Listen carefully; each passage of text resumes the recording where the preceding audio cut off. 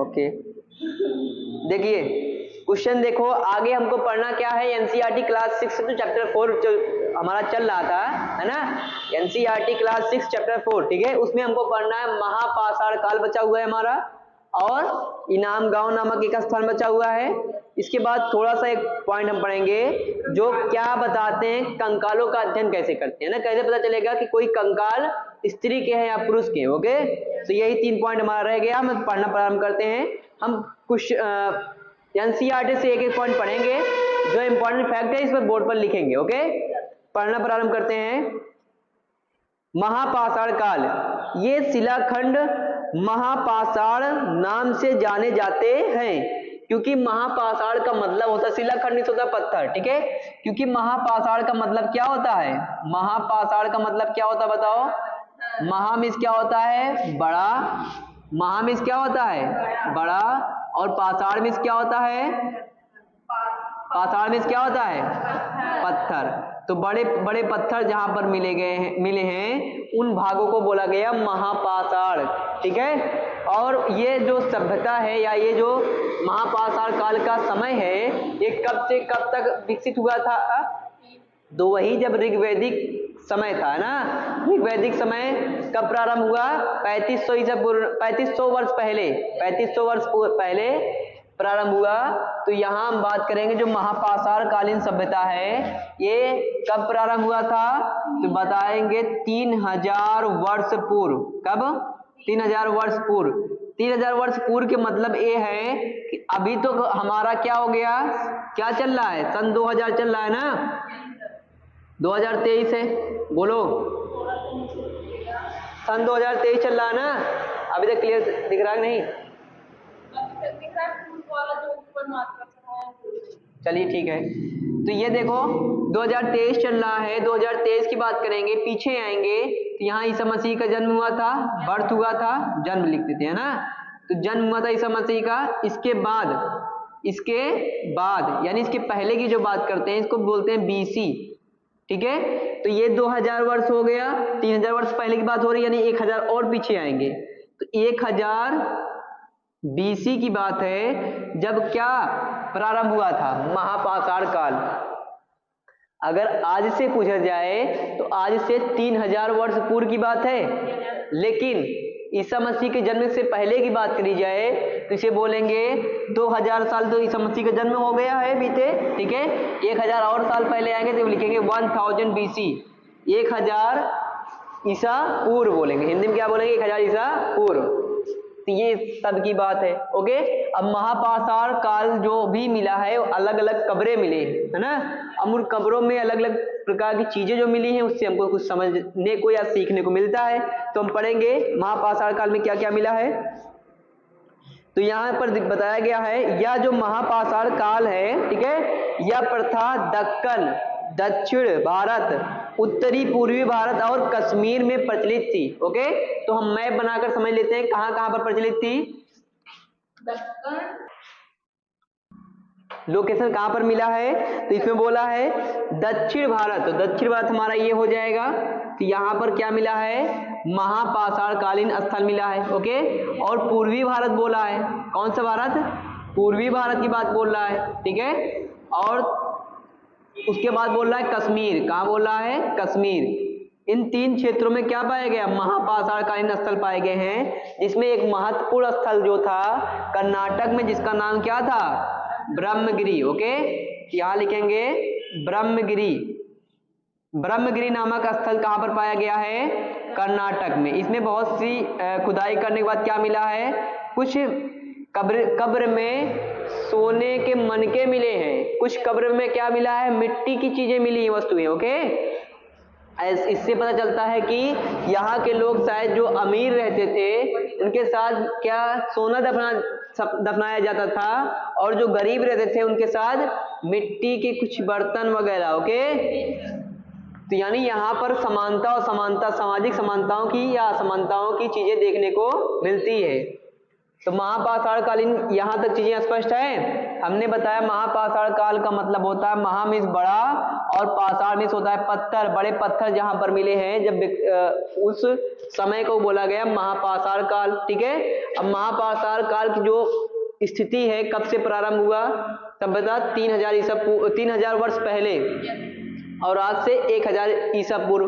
Okay, अब इसके बाद बात करेंगे, ये पॉइंट स्पष्ट है ना।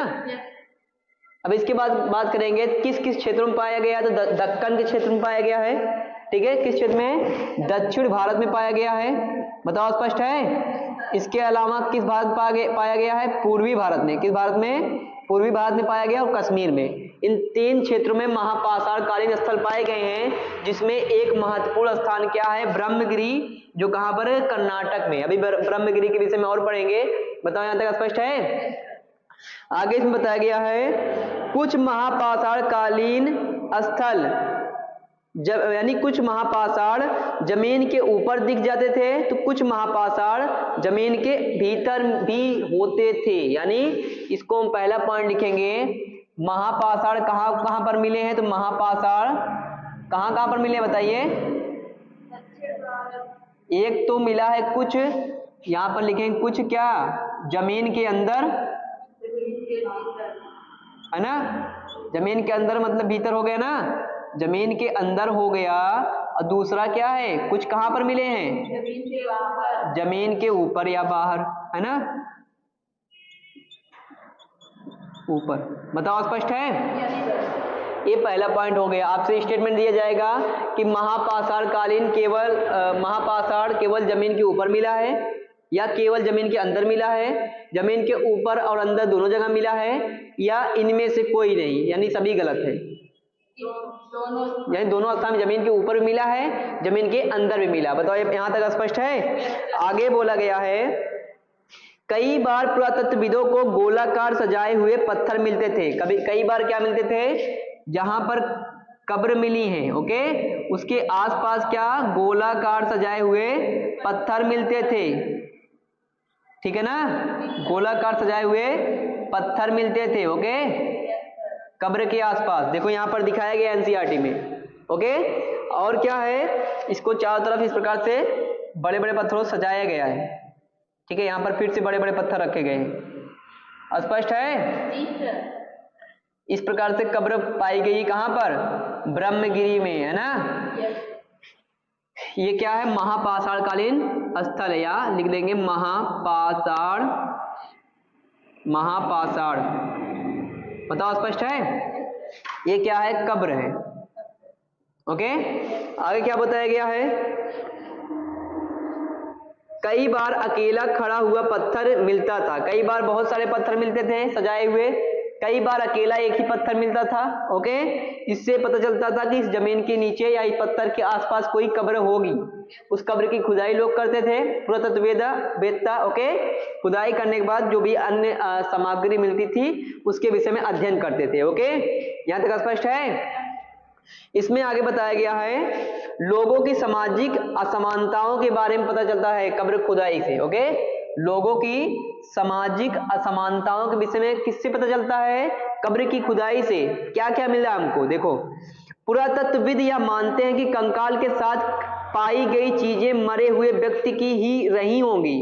कभी कभी एक कब्र की तुलना में दूसरी कब्र में ज्यादा चीजें मिलती थी। ब्रह्मगिरी में एक व्यक्ति की कब्र में 33 सोने के मनके मिले हैं। ठीक है, कहां पर, ब्रह्मगिरी में। ब्रह्मगिरी में क्या मिले हैं, एक कब्र में 33 सोने के मनके, ओके, मिले हैं। बताओ स्पष्ट है। 33 सोने के मनके मिले हैं कहां पर, ब्रह्मगिरी में। आपसे पूछा जा सकता है किस कब्र पर या किस खुदाई के बाद जो है, किस स्थान के खुदाई के बाद कब्र में 33 सोने के मनके मिले हैं, तो पता होना चाहिए आपको कर्नाटक में, कहां पर, ब्रह्मगिरी। और ब्रह्मगिरी आपसे पूछेगा किस समय का पुरास्थल है, तो महापाषाण काल का पुरास्थल, ओके। स्पष्ट है। और इसमें क्या महत्वपूर्ण चीजें हैं, 33 मनके और क्या मिले हैं, और शंख मिले हैं। ठीक है, शंख भी समझिए एक प्रकार का पत्थर है, ओके।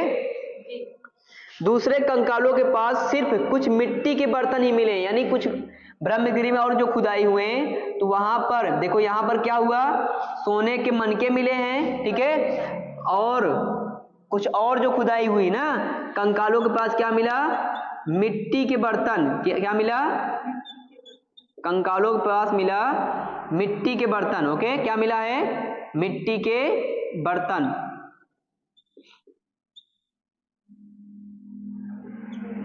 बताओ स्पष्ट है। ब्रह्मगिरी की बात करते हैं, जो दूसरा पॉइंट है, तो इसमें कुछ कंकालों के पास 33 सोने के मनके मिले एक कब्र के पास, और शंख भी मिले उसके साथ, ठीक है ना, और कुछ कंकालों के साथ क्या मिला, मिट्टी के बर्तन मिले हैं। ओके, इसके बाद इसमें बोला गया है, यह दफनाए गए लोगों की सामाजिक स्थिति में भिन्नता को दर्शाता है। कुछ लोग अमीर थे तो कुछ लोग गरीब थे, कुछ लोग सरदार थे तो कुछ लोग क्या थे, उसके अनुयायी थे। जो अमीर रहे होंगे उनके साथ सोना दफना दिया गया होगा, है ना, और जो गरीब लोग थे उनके साथ मिट्टी के बर्तन। बताओ यहां तक स्पष्ट है। इसके अलावा भी एक महत्वपूर्ण पॉइंट इसमें है, कब्र गाहों में क्या खास थी, ठीक है, तो इसमें आगे बताया गया है, ये तो सामाजिक स्थिति बताया गया, यहाँ पर क्या बताया गया, सामाजिक स्थिति कैसे पता चलती है, कब्रों की खुदाई हुई तो कुछ जगह पर सोने के, कुछ कंकालों के साथ सोने के मनके मिले हैं और कुछ कंकालों के साथ मिट्टी के बर्तन मिले हैं। स्पष्ट है। अब आगे देखो, कब्रगाहें कुछ बहुत खास थी, जैसे पढ़ते हैं, कभी कभी महापाषाणों में एक से अधिक कंकाल मिले हैं, एक से अधिक कंकाल एक ही कब्र में। वे यह दर्शाते हैं कि शायद एक ही परिवार के लोगों को एक ही स्थान पर अलग अलग समय पर दफनाया गया था। जैसे कुछ कब्र ऐसे मिले हैं, ठीक है, जहां पर बड़े बड़े पत्थर तो लगाए गए हैं, ठीक है, बड़े बड़े क्या बनाए हैं, पत्थर तो बनाए गए हैं, लेकिन इसी में बीच में क्या बनाया गया, एक पोर्ट होल। आपसे पूछेगा क्या पोर्ट होल क्या था, मान लीजिए यहां पर पोर्ट होल है, क्या है, port hole, port hole. Port hole का मतलब ये है कि ये रास्ता था कब्र में अंदर जाने का। ओके, महापाषाण काल में अंदर जाने का एक रास्ता था, पोर्ट होल। इसके माध्यम से मान लीजिए कोई एक व्यक्ति की मृत्यु हुई, यहां पर दफना दिया गया, ठीक है, यहां पर क्या करा गया, दफना दिया गया। ओके, उसके बाद फिर उसके परिवार किसी की मृत्यु हुई तो इस पोर्ट होल से दोबारा अंदर आए। अलग अलग समय बोला गया ना, अलग अलग समय में लोगों की जो मृत्यु हुई और यहां पर लाकर दफनाते गए। स्पष्ट है नहीं। तो यहां पर एक पोर्ट होल बनाया गया, क्या बनाया गया, पोर्ट होल। उस पोर्ट होल के माध्यम से, ठीक है, क्या होता था कि लोग, परिवार के लोग, एक ही शायद एक ही परिवार के लोग एक ही स्थान पर ना, एक ही स्थान पर अलग अलग समय पर दफनाए गए थे। अलग अलग समय का मतलब कि इसको पोर्ट होल से अंदर आते थे, जिसको दफनाना होता था दफना कर चले जाते थे। फिर किसी की मृत्यु हुई, एक ही परिवार के रहते थे तो यहीं पर लाकर दफनाते थे और दफनाकर चले जाते थे। महापाषाण काल में इतने ही महत्वपूर्ण चीजें हैं।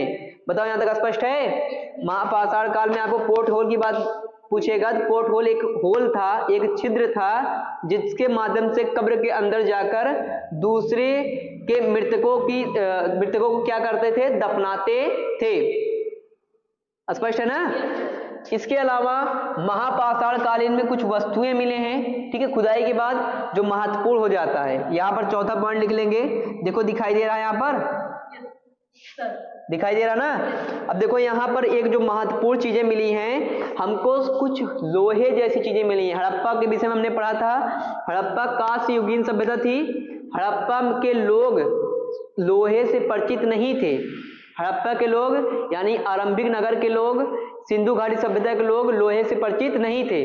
लेकिन 1000 बीसी की बात जब हो रही है, 3000 वर्ष पहले की बात जब हो रही है, तो यहाँ के लोग किससे परिचित थे, लोहे से परिचित थे। क्योंकि लोहे के कुछ हथियार मिले हैं, ठीक है, लोहे के क्या मिले हैं, लोहे के औजार मिले हैं। लोहे के क्या क्या चीजें मिली है, तो एक तो हम लिखेंगे इसमें क्या मिला है, एक कटार मिला है, चाकू की तरह मिला है। एनसीईआरटी में दिया गया ना, देखो चाकू दिया एक, ठीक है, ये क्या मिला है, कटार।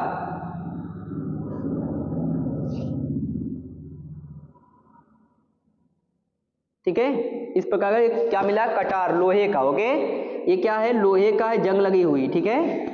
लोहे का क्या मिला है, कटार इसमें लिखा गया है, ठीक है। और क्या मिला है, कुल्हाड़ियां मिली हैं। क्या मिला है, और कुल्हाड़ियां दिख रहा है ना। और क्या मिला है, कुल्हाड़ियां। तो कुल्हाड़ियां इस प्रकार से कुछ हैं, ठीक है।